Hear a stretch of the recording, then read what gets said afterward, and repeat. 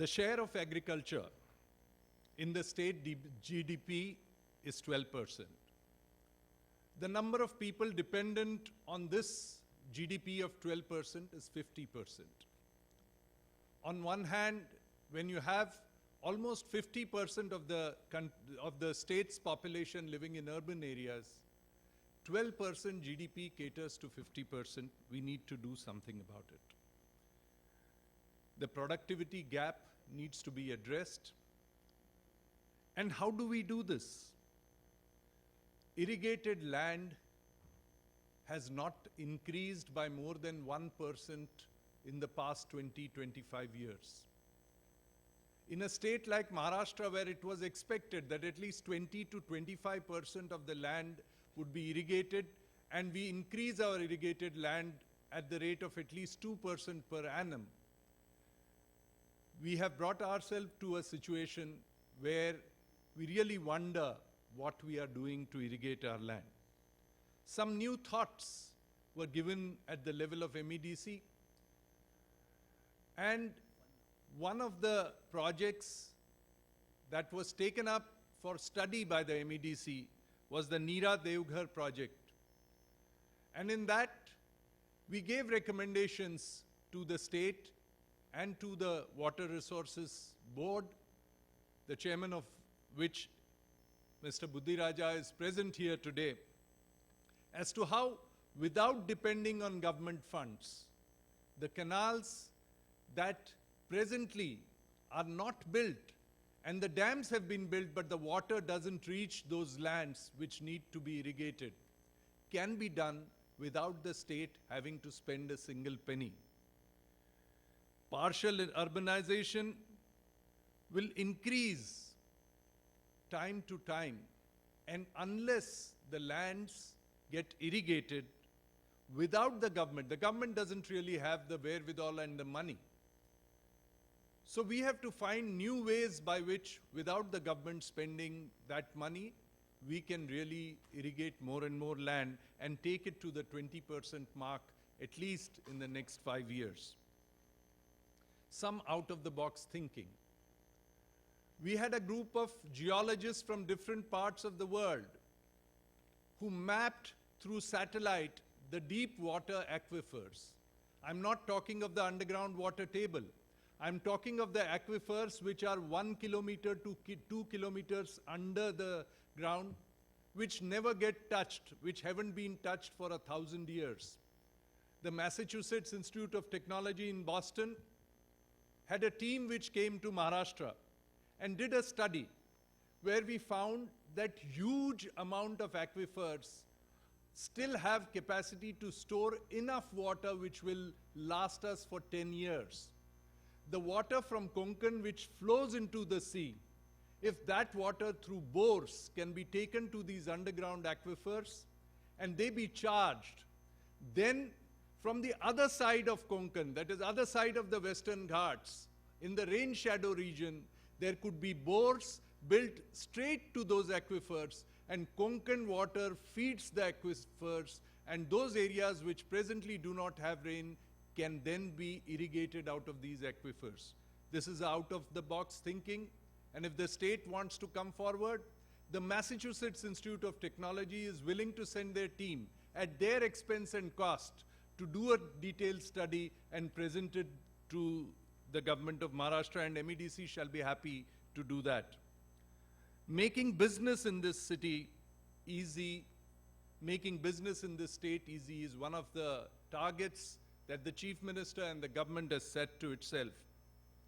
Mere approval process and expediting the approvals is not enough. Unnecessary license and permits which are not required, which were meant for the British rule.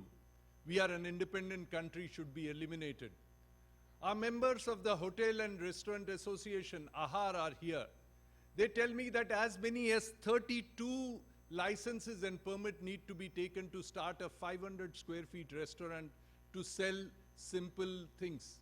And if any one of those licenses and permit expire, what they have to do cannot be told on public platform. Every day is a challenge, and every day new people come in, and every day rent seeking happens, and people have to bear it, and doesn't make business easy, they have to close down their business. To add this comes the new housing policy. It is indeed laudable, Mr. Chief Minister, that you believe that every single citizen in this city can get housing as per his capacity and affordability. We agree with you completely. That is possible. There are people who are doomsday predictors who say that can never be done, because presently we build only 20 to 25,000 houses every year, and what we require is 2.5 million houses, 25 lakh houses. A lot of people say that that is not possible. We feel that is possible, but that requires a vision, that requires a break from the past, and that requires some innovative thinking. We are willing to do that thinking for you, and that is something which I leave to you. While on the housing policy, I must flag this issue that the Rent Act has been challenged and the matter is before the Supreme Court. While the matter is before the Supreme Court and the landlords want 25 lakh people in Mumbai alone and more than 75 lakh people in the different parts of the state to be evicted by increasing their rent to the market rent, which will cause undue hardships. Some recommendations in the housing policy, sir, need to be revisited, wherein 50% of South Mumbai's restaurants will close down and 5 lakh people in the city of Mumbai will be rendered homeless if such amendments are enacted. We want to meet the people affected. We want you to understand the issue, and we want you to take a positive step in that. And I'm sure with your kind of understanding of the problem, we can never go wrong. When the development plan issue was brought to your notice, you were the first person, unlike other chief ministers, to go ahead and say, if wrongs have been done, I shall rectify them. If they are wrong enough and they have to be changed, I shall change them. If they are wrong and it needs to be scrapped, I shall scrap it. That is the capacity that you have, and you have shown in the past. The same capacity is expected out of you, and people then feel that here is a chief minister who thinks for us. Similarly, the Rent Act needs to be understood.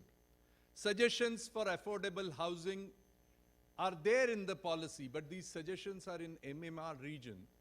Those suggestions are not really applicable in the city of Mumbai, Thane, and so on.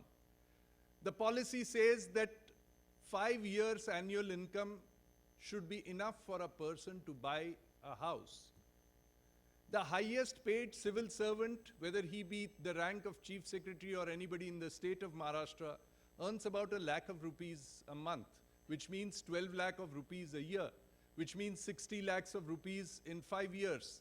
In 60 lakhs rupees, sir, in Mumbai, the person of the rank of a chief secretary cannot even buy a garage in a place where he stays today.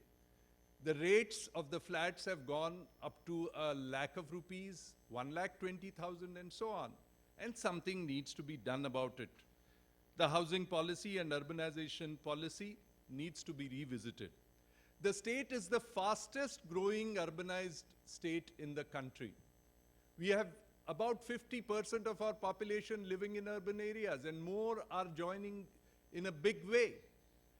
The state requires out-of-the-box thinking for a new urbanization policy, not just a housing policy, a policy for urbanization which studies the processes of urbanization, studies the infrastructure, studies the carrying capacity, and creates a capacity for the state so that every individual has pleasure in living the way wherever he wants to live.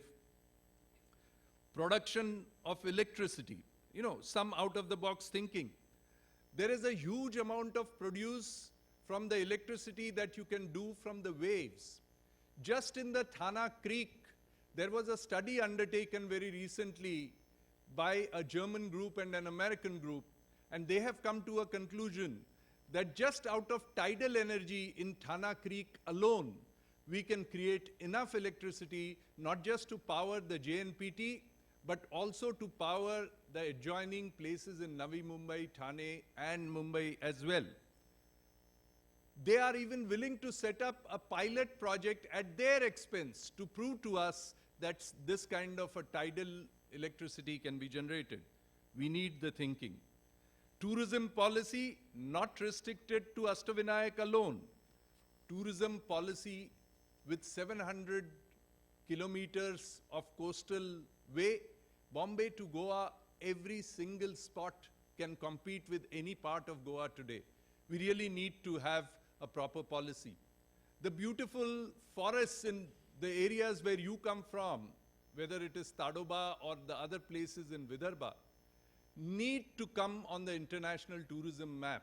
When we talk about the tiger, we talk about North India, we talk about Bandhavgarh. Now, of course, people are started talking about Maharashtra, but we need to take that at an international level. Human Development Index is something which we need to understand. If you remove Mumbai, Pune and Nasik from GDP, from the state's GDP, the rest of the state's GDP, district-wise, if you check the Human Development Index, we will not be very amused. It would not be something which we would be proud about. So we need to do so many things. We have achieved a lot.